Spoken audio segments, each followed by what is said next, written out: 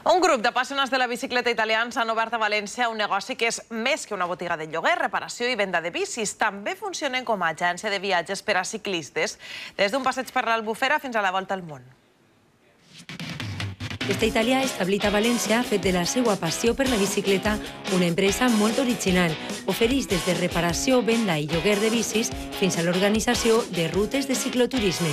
Ofrecemos viajes más largos también, de partir de 2-3 días hasta una semana, para el turista o el ciclista más, más experto.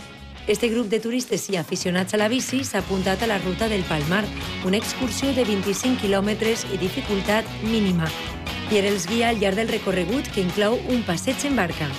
Ho donen tot preparat, les rutes fetes, con un guia, en bicicleta además, que és el millor que pots fer. Io sono amante della natura e dei viaggi e dei tour in bici.